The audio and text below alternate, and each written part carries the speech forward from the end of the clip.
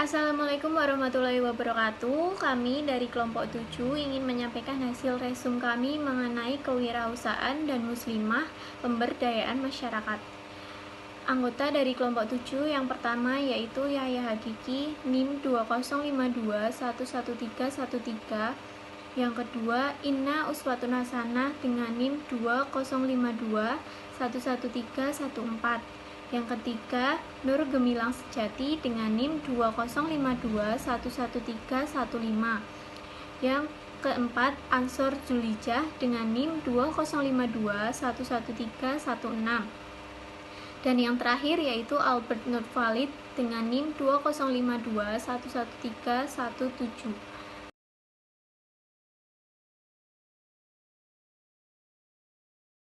Ekonomi Islam dan perkembangan kelembagaannya merupakan fenomena atau gerakan modern untuk menegaskan bahwa tradisi hukum dan kelembagaan Islam dapat memberikan model yang adil dan patut menuju pertumbuhan ekonomi sebanding dengan sistem lawan yang berupa kapitalisme dan sosialisme barat.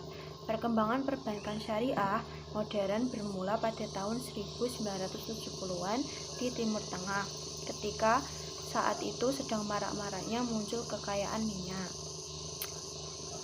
Kejadian saat itu yaitu kekayaan minyak membantu pendirian Islamic Development Bank pada tahun 1975 yang kemudian mempromosikan ide perbankan Islam di luar Timur Tengah.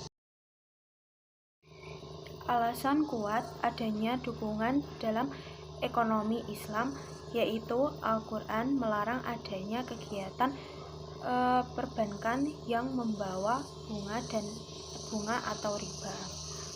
Quran tahun 2004 menyatakan bahwa penerapan bunga yang identik dengan kapitalisme akan membuat orang bernafsu untuk mengakumulasikan kekayaan untuk dirinya sendiri, sehingga lembaga keuangan syariah menerapkan skema keuntungan atau margin, dengan itu menghindari pembayaran bunga. Alasan kuat kedua yaitu untuk menghindari transaksi yang melibatkan risiko spekulatif terlalu berlebihan. Kesimpulannya, pendukung ekonomi Islam memahami sistem ini mampu mendistribusikan kekayaan dengan cara yang lebih patut dan adil, sehingga pada akhirnya akan menciptakan keadilan bagi semua masyarakat. Di Indonesia, Bank Islam pertama yaitu Bank Muamalat didirikan pada tahun 1991. Keterlambatan dalam pendirian lembaga perekonomian Islam tersebut disebabkan oleh dua alasan, yaitu yang pertama, karena tidak semua muslim di Indonesia percaya bahwa pembayaran bunga di perbankan konvensional haram. Adanya pendapat tersebut karena organisasi Islam tradisional terbesar atau Nahdlatul Ulama mendeklarasikan pada Kongres Nasional tahun 1938 bahwa bunga bank di bank konvensional diperbolehkan. Alasan yang kedua yaitu adanya kemungkinan disintegrasi nasional. Pemerintah pusat menolak pelembagaan Islam termasuk pendidikan perbankan Islam hingga awal 1990-an. Baru setelah Presiden Soeharto membutuhkan dukungan dari kalangan Muslim, pemerintah mulai mendukung pendirian Bank Muamalat pada tahun 1991. Tujuan awal pembentukan Bank Islam pertama yaitu menyediakan akses yang paling dibutuhkan, terutama bagi usaha kecil dan menengah, kepada perbankan formal karena sebagian besar mereka telah dieksploitasi oleh pembebanan bunga yang berlebihan oleh rentenir selama puluhan tahun. Demi menggaransi pendapatan keuntungan, Bank Muamalat tidak bisa menyediakan dana yang cukup bagi usaha kecil dan menengah. Beberapa pendiri dan pendukung bank ini kemudian berpaling pada pendirian lembaga keuangan syariah alternatif yang dikenal dengan Baitul Mal wal Tamwil atau BMT untuk melayani pinjaman yang lebih kecil. Market share aset perbankan Islam di Indonesia masih kurang dari 2%. Adanya gerakan pembentukan BMT sendiri didukung oleh organisasi sipil Islam pada tahun 1990-an dan menarik mahasiswa muslim yang baru lulus kuliah sebagai pendiri dan pengelola. Payung hukum yang biasa dipakai oleh BMT adalah koperasi, namun dalam pelaksanaannya tidak diperlukan izin dari otoritas pemerintahan. Hingga saat ini, belum ada lembaga yang melakukan pengawasan terhadap BMT, namun mayoritas beroperasi sebagai koperasi Islam, sehingga hal tersebut membuat BMT aktif di Indonesia sulit untuk dihitung. Dan diyakini bahwa BMT yang ada di Indonesia sekitar 3.200 BMT yang beroperasi pada tahun 2006. BMT sendiri memiliki dua fungsi. Yang pertama yaitu sebagai Baitul Mal atau bendahara Islam, dengan tujuan yaitu mendistribusikan kekayaan masyarakat yang dikumpulkan melalui berbagai jenis pekerjaan. Contohnya yaitu zakat, infak, dan sedekah. Yang kedua yaitu sebagai Baitul Tamwil, pusat bisnis Islam yang melakukan aktivitas penghasil kekayaan yang sesuai dengan hukum Islam. Layanan yang ditawarkan yaitu adanya berbagai jenis skema tabungan dan pembiayaan berdasarkan hukum Islam, baik itu perempuan atau laki-laki bisa membuka tabungan di BMT. Dan terlepas mereka itu Islam atau tidak. Dewan Penasihat Syariah lokal pada tiap BMT diharapkan mampu memberikan nasihat dan bimbingan atas berbagai produk dan strategi bisnis supaya tetap sesuai dengan hukum Islam. Berbeda dengan sektor perbankan Islam yang diawasi oleh Bank Indonesia dan Dewan Syariah Nasional yang memberikan interpretasi hukum standar atas produk-produk bisnis mereka. Batasan pemberian pinjaman secara hukum yang diatur oleh Bank Indonesia adalah 1% dari kapasitas lembaga keuangan. Pandangan Bank Indonesia terkait pinjaman yang diberikan oleh BMT yaitu mulai dari Rp100.000 hingga 10 juta per nasabah. Sehingga demikian, BMT tidak diatur oleh Bank Indonesia dikarenakan merupakan sebuah koperasi. Besarnya aset BMT yang disalurkan setara dengan Bank Perkreditan Rakyat atau BPR atau BPRS. Contoh, riset pada BMT Beringharjo mencatat bahwa besar pinjaman pada BMT Bina Duafa sebesar 1 juta hingga 50 juta. Ditemukan juga bahwa 70% pinjaman yang dilakukan oleh nasabah yaitu di bawah 25 juta serta proses pinjaman hanya dengan beberapa proses kolateral atau wawancara dengan BMT Bina Duafa Beringharjo pada bulan Agustus 2008. Margin keuntungan pada BMT lebih besar jika pinjaman yang dilakukan lebih kecil. Sebaliknya, jika pinjaman yang dilakukan oleh nasabah lebih besar, maka keuntungan yang didapatkan oleh BMT akan lebih kecil.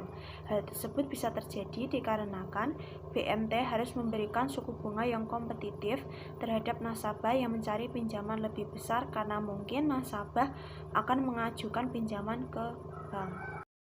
Secara teknis, BPR atau BPRS dapat menyalurkan pinjaman di atas 5 juta.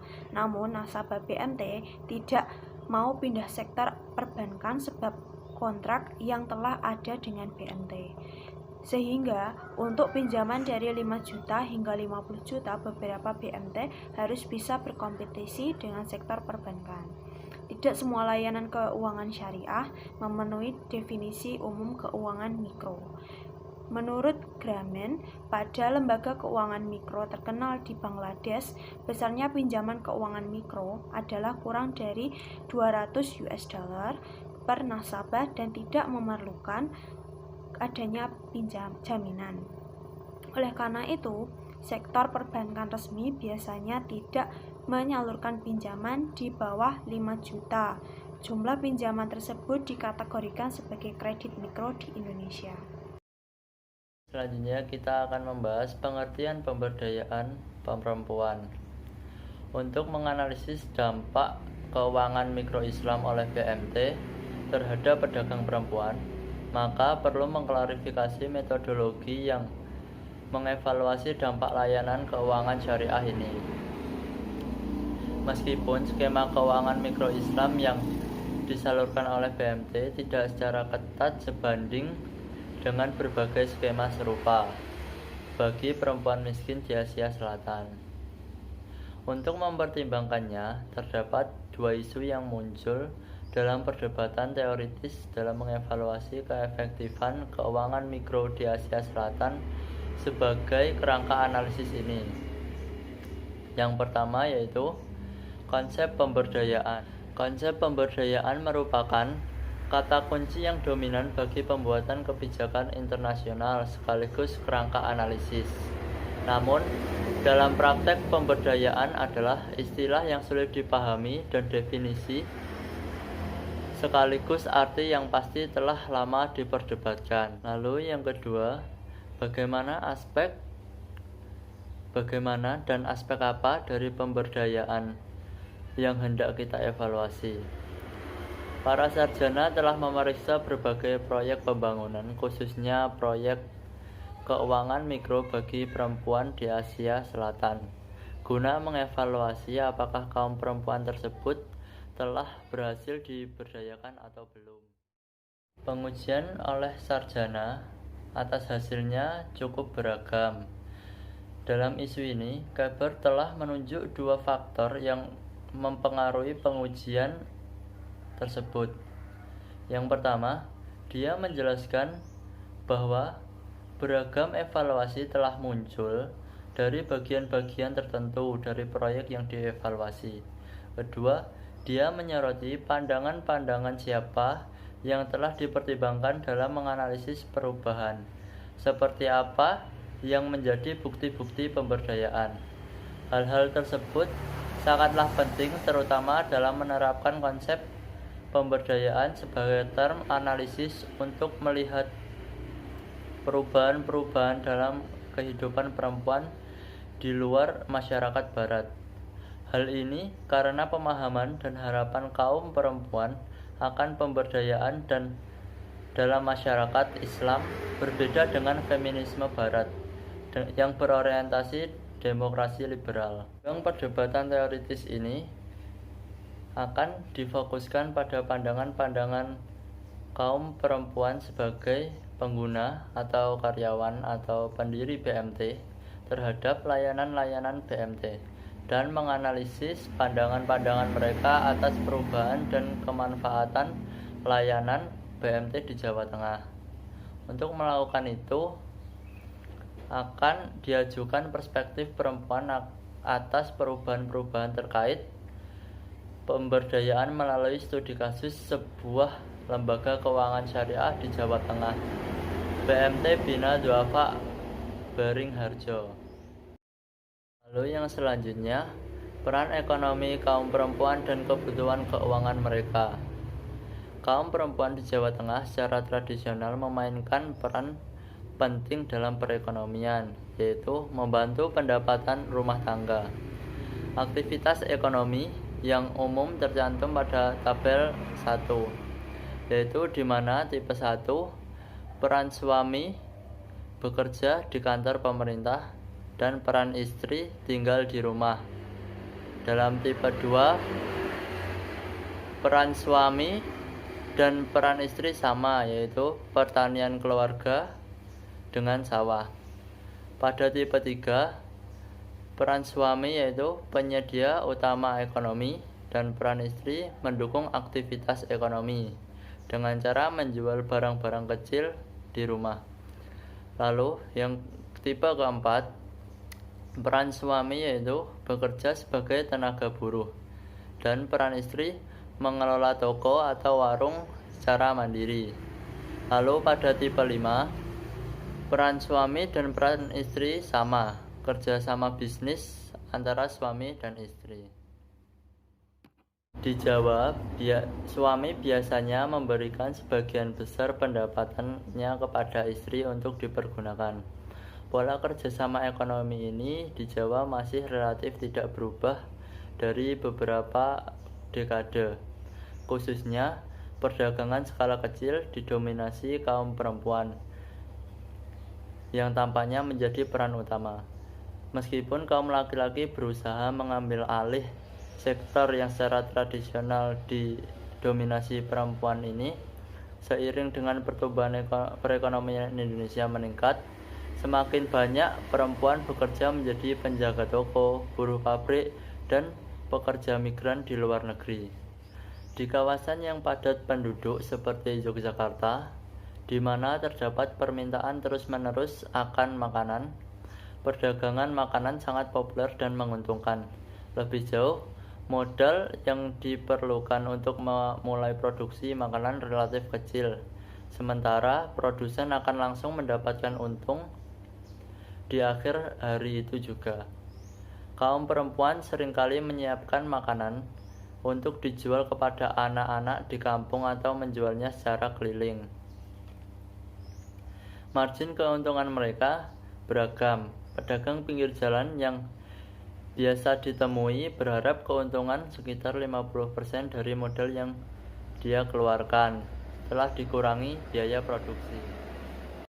Lalu yang selanjutnya yaitu sumber-sumber pendanaan yang diperoleh untuk melakukan usaha skala kecil, yaitu yang pertama kerabat.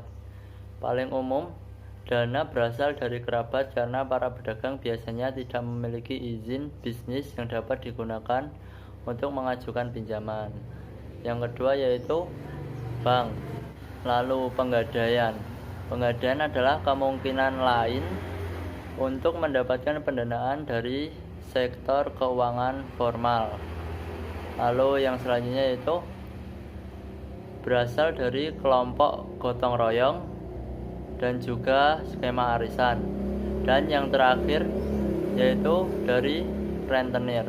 Bunga yang dikenakan dari peminjaman uang dari rentenir bisa mencapai 60% dari pokok untuk pinjaman 100 hari karena akses terhadap dana bersifat cepat dan pembayaran dipungut setiap hari di lokasi pinjaman. Rentenir telah menjadi sumber dana utama bagi para pedagang kecil. Dengan bunga yang dikenakan cukup besar tersebut berakibat pada gagalnya membayar utang kepada rentenir dan kerap kali berakibat pada hilangnya barang-barang milik pribadi seperti peralatan elektronik dan bahkan rumah. Rentenir menguasai kebutuhan keuangan di Beringharjo, Yogyakarta yang mayoritas pedagangnya yaitu perempuan, dan mereka kesulitan keuangan karena tingginya bunga yang dikenakan oleh para rentenir. BMTB mengelola unit usaha Baitul Mal, sebuah lembaga filantropi dan pemberdayaan sosial dan tabungan sekaligus tanwil, bisnis pembiayaan yang sejalan dengan hukum Islam. Kegiatan Baitul Mal seperti zakat, infak, dan sedekah kerap kali disingkat ZIS adalah donasi Islam yang utama. Setiap muslim harus mengeluarkan zakat fitrah sebelum akhir bulan Ramadan. Selain zakat muslim yang kaya, juga diwajibkan untuk membayar zakat mal berdasarkan jumlah kekayaan selama setiap tahun sebesar 2,5%. Praktik membayar zakat mal tidak berkembang secara sistematis di Indonesia karena lembaga filantropi umumnya tidak memiliki manajemen dana yang profesional. Merespon perkembangan ini, pemerintah juga mengajukan berbagai aturan hukum terkait zakat guna mengatur siapa yang berwenang mengumpulkan zakat dan implikasinya bagi pajak. Baitul Mal memiliki dua sumber dana. Yang pertama, dana dari masyarakat. Yang kedua, dana CSR dari BNPB dan perusahaan lain.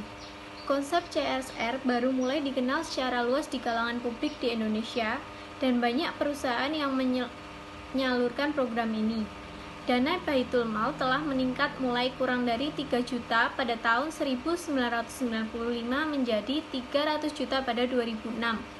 Peningkatan dana 100 kali lipat ini menunjukkan bahwa masyarakat mempercayai efektivitas program yang dijalankan oleh Baitul Mal. Perusahaan ini meningkatkan jumlah dana CSR yang untuk Baitul Mal. Pada 2008, BMTB dikelola oleh 2 orang staf. Menurut seorang manajer perempuan di Baitul Mal ini, kemiskinan bukanlah kondisi keuangan, namun merupakan ketidakmampuan untuk memperoleh penghidupan, juga ketidakmampuan kaum miskin dalam melakukan perubahan. Risetnya menunjukkan sebagian program Baitul Mal ini untuk kaum miskin diarahkan untuk memfasilitasi kemandirian ekonomi mereka dan meningkatkan harga diri mereka di tengah-tengah masyarakat. Pendirian BMT Bina Duafa di Beringharjo. BMT ini dimulai yang bertujuan untuk membantu kaum miskin di Pasar Beringharjo yang terletak di Jalan Malioboro, Yogyakarta. Pendiri BMTB prihatin dengan kemiskinan yang ada dan beliau menyadari bahwa bagaimana para rentenir memeras pedagang dengan bunga yang tinggi, sehingga beliau berkomitmen untuk menghapus kemiskinan dan menegakkan keadilan sosial di masyarakat. Bermula Ibu Rambe berupaya mencapai tujuannya dengan berceramah dan menjalankan program-program pemberdayaan melalui organisasi sosial Islam bernama Korps Dakwah Pedesaan. Tetapi akhirnya Ibu Rambe menyadari bahwa kemiskinan tidak akan terselesaikan dengan ceramah agama. Kemudian Ibu Rambe dan teman-temannya berpaling pada gagasan ekonomi Islam yang saat itu sedang bertumbuh dan banyak dibicarakan di media Islam. Setelah menyadari sebuah pelatihan tentang ekonomi Islam tahun 1994 yang diadakan oleh Koran Harian Islami Republika bersama lembaga filantropinya Yayasan Dompet Duafa, mereka bersemangat untuk mengimplementasikan sistem keuangan syariah yang dapat meningkatkan kehidupan kaum miskin. Next slide. Kemandirian ekonomi. Pertama, Baitul Mal BMTB menyediakan klinik kesehatan gratis dan beasiswa guna membantu kaum miskin supaya memiliki kemampuan memperoleh penghidupan mereka sendiri. Saat riset lapangan pada 2008 silam, di Indonesia belum ada sistem dana kesehatan dan perawatan kesehatan yang sistematis. Bahkan hanya untuk mengunjungi dokter terbilang cukup mahal. Karena kondisi keuangan, kaum banyak miskin tidak bisa menemui dokter atau ke rumah sakit. Sebagai gantinya, mereka menggunakan obat-obatan herbal tradisional atau menemui seseorang dukun. Kendati demikian, penyakit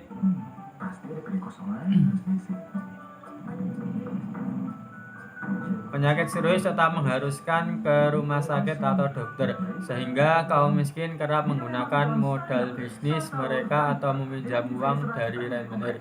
Akibatnya bisnis mereka bangkrut dan kaum miskin akan memiliki banyak utang yang akan membuat hidup mereka semakin berat. Untuk memutus lingkaran setan ini, bekerja sama dengan masjid terdekat, Baitul Mal ini membuka 3 sesi konsultasi medis bersubsidi dalam sepekan guna menangani masalah kesehatan kaum miskin.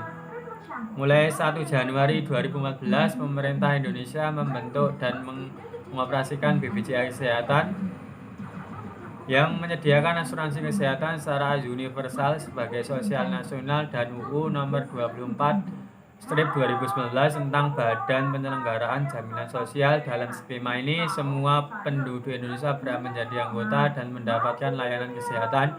Melalui skema ini, perkembangan ini sedikit mengubah pola-pola layanan lembaga filantropi di mana mereka berupaya mengisi ruang kosong yang belum cover oleh BPJS Kesehatan, seperti penyediaan ambulans untuk mengantar pasien dari rumah ke rumah sakit dan lainnya. Kedua kalinya, pendidikan dasar yang mencakup kemampuan literasi dan minat adalah sampingan untuk bisnis. Kaum miskin kerap kali tidak memiliki pendidikan dasar sekalipun. Mereka cenderung bekerja sebagai buruh dan pedagang kecil di pasar. Kebanyakan berujung untuk memahami bahasa Indonesia standar jika mereka tidak pernah bersekolah di Jawa. Ada yang dikan yang bikin mulai tadi kita mau dulu sweet. Guna mengatasi masalah ini, Baitul Mal menyediakan program beasiswa bagi kaum miskin perkotaan di Jakarta, meskipun biaya sekolah di sekolah negeri sangat kecil. Biaya tambahan untuk transportasi seragam, makanan, dan buku teks tetap menjadi pengeluaran besar bagi kaum miskin. Ketiga, selain program-program di atas yang juga disediakan oleh lembaga filantropi non-Islam, Baitul Mal memiliki skema pembiayaan Islam yang dikenal dengan Qadimul Hasan. Ini adalah kredit yang mengharuskan peminjaman untuk mengembalikan hanya uang pinjaman saja tanpa margin keuntungan. Maksud dari pinjaman ini adalah untuk membuktikan dana modal bisnis kepada kaum miskin. Pengelola Baitul Mal kemudian mengawasi dan memotivasi para peminjam dengan ajaran Islam supaya mereka mengembalikan pinjaman tersebut. Harga diri dan martabat di masyarakat. Direktur BMT Binaan Wafa Beringharjo, Ibu Rambe, memiliki pandangan bahwa uang hanyalah untuk alat saling membantu. Menjadi orang kaya bukanlah tujuan akhir dalam hidup. Pandangan ini yang menurutnya berasal dari ajaran Islam tentang kepedulian sosial terhubung secara kuat dengan cara-cara program Baitul Mal diimplementasikan. Dengan cara-cara program diimplementasikan sehingga kaum miskin menemukan kembali harga diri mereka dan martabat di tengah-tengah masyarakat. Sebagaimana berikut. Yang pertama, ketika para peminjam KH mengembalikan hutang, mereka juga didorong untuk memberikan sejumlah bayaran ekstra sebagai infak atau sedekah. Hal ini karena muslim dianjurkan untuk mendonasikan harta, sebab mereka percaya bahwa total jumlah amal di dunia akan menyantumkan apakah seseorang diperbolehkan masuk surga atau tidak. Secara khusus, muslim juga menghargai kerja sukarela, menciptakan ilmu pengetahuan yang penting dan mendidik keturunan yang soleh. Pahala dari amal-amal ini diyakini akan terus mengalir tanpa batas. Yang kedua, para penerima beasiswa yang disebutkan di atas juga diharapkan untuk aktif melibatkan diri dalam amal kebijakan ketika mereka sudah mapan secara keuangan di masa depan. Para pelamar harus berjanji jika mereka sukses dalam hidup, mereka harus membantu secara finansial program-program yang dikelola oleh BNPB dalam rangka penghapusan kemiskinan di masyarakat atau melakukan aksi sendiri untuk membantu kaum miskin. Para pelamar juga diminta menulis isai yang rencana mereka jika mereka menjadi seorang wirausahawan. Yang ketiga, program-program Baitul Mal menekankan pendidikan Islam sebagai alat untuk memotivasi komunitas termasuk kaum miskin. Baitul Mal memperkerjakan mahasiswa yang bisa membaca dan mengajarkan Al-Quran kepada anak-anak secara baik. Pendidikan Islam saat ini semakin populer di kalangan kelas menengah perkotaan dan guru agama Islam cukup dihormati di masyarakat. Aktivitas Baitul Tamil. Bayaran keuangan Baitul Tamil termasuk tabungan di skema pembiayaan berdasarkan hukum Islam. Demi menghindari bunga, hukum Islam utamanya ditafsirkan di dalam dua skema. Skema bagi untung rugi, dan skema dalam jual beli. Mengingat aspek ini telah didiskusikan secara rinci di tempat lain. Joro tahun 2008, Sakai 2008. Kedua, menegakkan persaudaraan. Yang pertama, konsep ahudah diimplementasikan dalam program perusahaan di mana para staf menunjukkan perhatian dan kepedulian kepada nasabah dalam bentuk yang konkret. Karena seorang staf pemasaran yang sama dapat bertemu mitra bisnisnya sebanyak 5 atau 6 kali dalam sepekan. Percakapan santai kerap terjadi, dan staf tersebut terkadang juga berkunjung ke rumah mereka bila mereka sakit. Yang kedua, BMT menyelenggarakan seminar guna memotivasi dan menginspirasi para pedagang dan pengusaha kecil. Contohnya adalah pengajian bulanan untuk perdagangan perempuan yang bekerja di pasar Beringharjo bernama Keldapok, pengajian Dewi Khadijah. Kelompok ini berkumpul mulai pukul 6:30 hingga jam 8 pagi. Sebelum para pedagang mulai bekerja, ketua dan para pendiri kelompok ini, Ibu Slamet, telah mengelola sebuah toko pakaian di pasar Beringharjo selama 30 tahun. Dia memulai perkumpulan ini 11 tahun lalu, pada saat tahun 1997, setelah dia pulang dari haji. Dia merasa pasar ini merupakan tempat di mana sebagian pedagang hanya peduli soal mencari untung. Dia berpikir akan lebih baik jika dia bisa melakukan sesuatu supaya orang-orang melakukan tindakan untuk kesejahteraan masyarakat. Menegakkan keadilan sosial menurut Islam. Semua manusia adalah setara, namun kenyataannya kaum miskin terperangkap. Secara sosial di masyarakat, masalah sosial masyarakat baru-baru ini muncul terutama di Jawa, adalah kesejahteraan perempuan pekerja imigran di luar negeri. Karena terbatasnya lapangan kerja di Indonesia dan gaji yang menggiurkan di luar negeri, banyak sekali perempuan Indonesia dengan keterampilan rendah bekerja di Malaysia, Singapura, Hong Kong, dan Timur Tengah.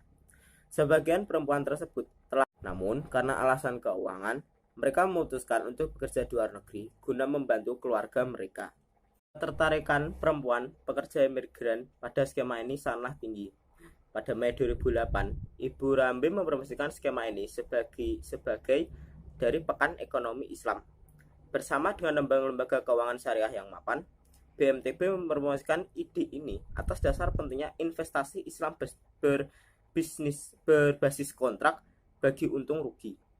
Saat riset lapangan, saya bisa menyaksikan video kampanye Ibu Rambe yang begitu emosional dengan menggunakan jas polos dan jilbab yang perempuan pekerja imigran pada skema ini sangat tinggi. Pada Mei 2008, Ibu Rambe mempromosikan skema ini sebagai dari Pekan Ekonomi Islam. Bersama dengan lembaga keuangan syariah yang mapan, BMTB mempromosikan ide ini atas dasar pentingnya investasi Islam berbasis kontrak bagi untung rugi. Saat riset lapangan, saya bisa menyaksikan video kampanye Ibu Rambe yang begitu emosional dengan menggunakan jas polos dan jilbab yang Ibu Rambe melontarkan beberapa pertanyaan sederhana kepada hadirin. Cita-cita menjadi kaya melalui investasi tentu bukan hal yang baru bagi kelas menengah Indonesia. Tetapi tentu baru bagi para pekerja rumah tangga migran saat ini. Saat mendengar kata itu, mereka merasa terinspirasi. Selanjutnya, uang mereka akan diinvestasikan sebagai bagian modal pendirian sebuah BMT di kota halaman mereka, di mana kerabat dan teman mereka yang miskin akan punya akses untuk membiayai bisnis mereka.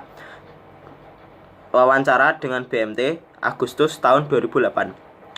Melalui skema ini, para pekerja migran dapat mengubah status sosial mereka dari pekerja rumah tangga, pekerjaan yang paling rendah dalam hierarki sosial, menjadi perempuan usahawan yang bangkit dengan status sosial yang jauh lebih tinggi. Mengingat para pekerja imigran ini yakin bahwa perubahan dalam perilaku mereka merupakan sesuatu yang memungkinkan. Sekian dan terima kasih dari kelompok kami. Kami menyadari bahwa presentasi dari kelompok kami masih mempunyai banyak kekurangan dan mungkin sedikit lebihnya kami mohon maaf. Billahi taufik wal hidayah. Wassalamualaikum warahmatullahi wabarakatuh.